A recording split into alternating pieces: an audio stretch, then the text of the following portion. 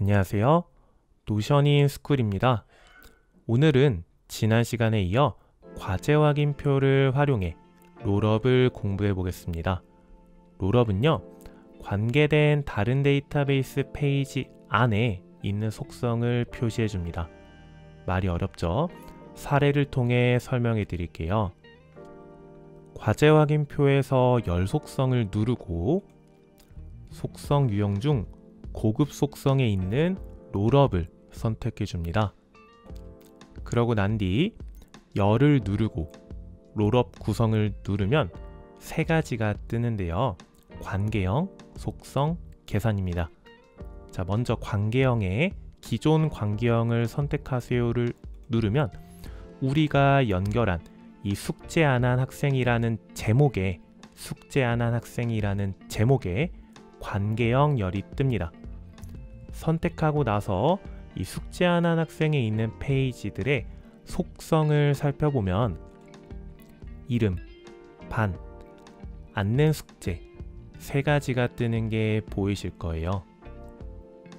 어디서 많이 본 내용 아닌가요? 자, 위에 학급 명렬표에 있는 속성을 봐주세요. 이름, 반, 안낸 숙제 두 개가 동일하게 표시되죠. 즉, 롤업은요, 이 동기화한 페이지에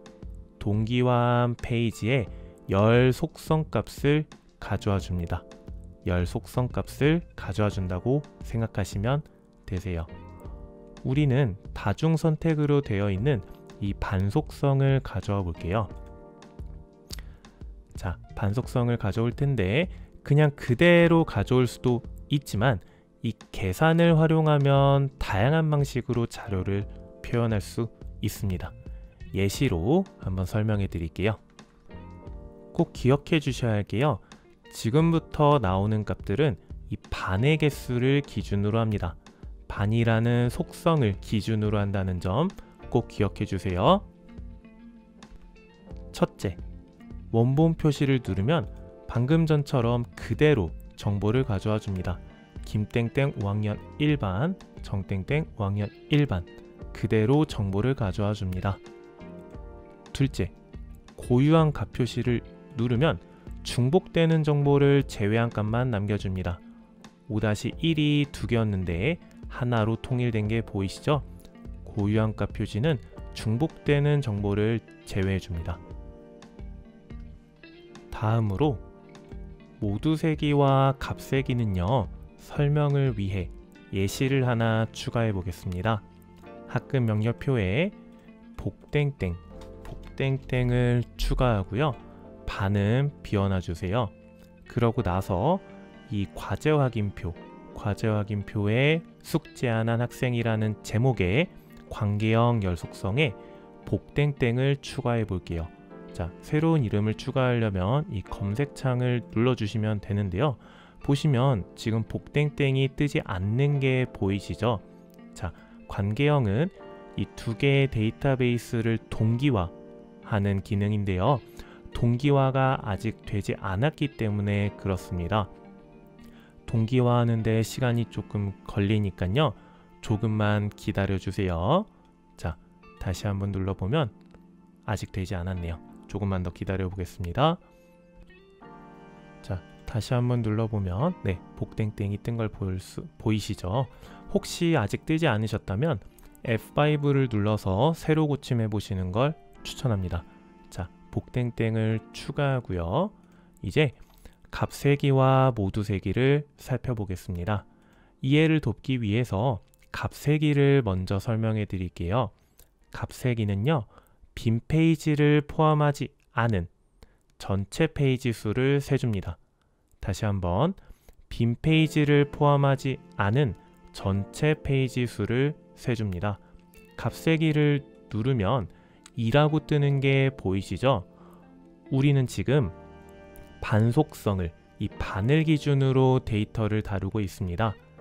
김땡땡, 정땡땡 이 두 명은 각자 반을 가지고 있지만 복땡땡은 반이 없죠. 그래서 값 세기는 이 비어있는 값을 제외하고 숫자를 나타내기 때문에 2라고 표시됩니다. 모두 세기는요, 빈 페이지를 포함한 전체 페이지 수를 세줍니다. 다시 한번 빈 페이지를 포함한 전체 페이지 수를 세줍니다. 그래서 모두 세기로 나타내면 3이라고 나타나는 게 보이시죠? 모두 세기는 빈 페이지를 포함한 전체 페이지 수를 세준다는 점 기억해 주세요. 나머지는 이 4개의 응용이라고 보시면 됩니다. 간단히 살펴볼게요. 자, 중복 제외 모두 세기는요, 말 그대로 빈 페이지를 포함한 전체 페이지 수를 세는데, 즉 모두 세기를 하는데 중복되는 내용이 있으면 제외하라는 의미입니다. 여기에서는 5-1 하나의 값만 있어서 1이라고 뜨네요. 다음으로 빈값 세기는요, 값이 비어있는 페이지 수를 세줍니다. 여기에선 복땡땡의 반정보가 비어있기 때문에 1이라고 뜹니다. 비어있지 않은 값 세기는요, 빈값 세기의 반대입니다. 값이 비어있지 않은 페이지 수를 세주고요. 여기에서는 김땡땡과 정땡땡의 값이 들어있기 때문에 2라고 뜹니다. 나머지 이 2개는요, 빈값 세기를 퍼센테이지로, 비어있지 않은 값 세기를 퍼센테이지로 나타내주는 기능입니다. 이제 이 롤업을 활용해 과제 확인표와 학급 명렬표를 다듬어 볼게요.